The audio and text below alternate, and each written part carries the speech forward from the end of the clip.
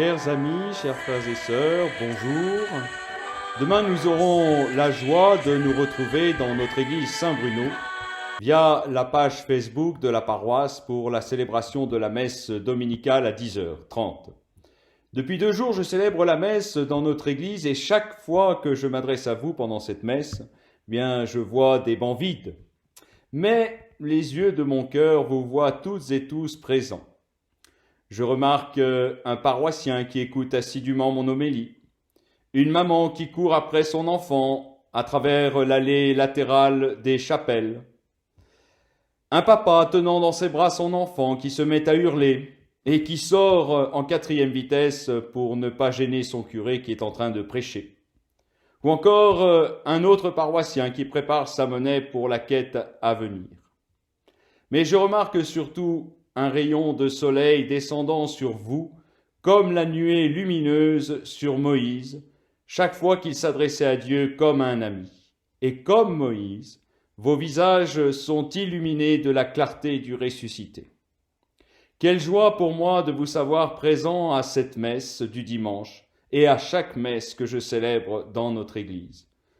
Aujourd'hui, de nombreux médecins, personnels soignants, infirmiers, aides-soignants, se dévouent corps et âme pour sauver des vies, au risque de leur vie, dans une course contre la montre.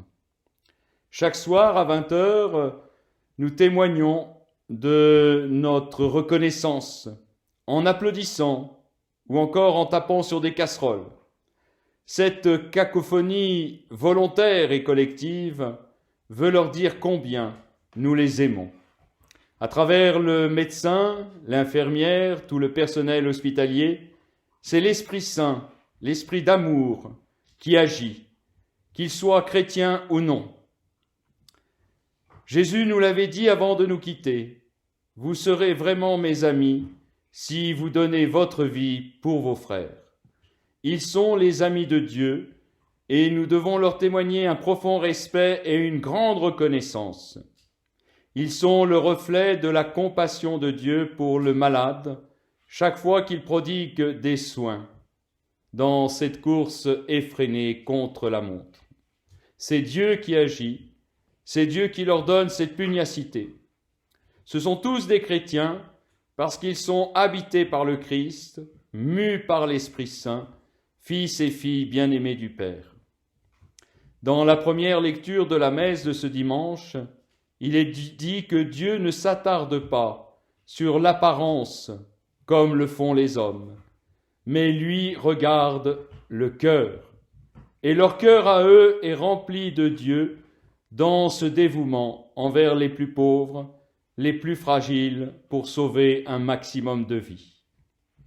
Que le Seigneur fasse naître en nous ce besoin de prier tous les jours pour eux, à la messe, dans la récitation de notre chapelet, ou encore en disant la prière du Notre Père, et en nous arrêtant sur cette demande, que ton règne d'amour vienne.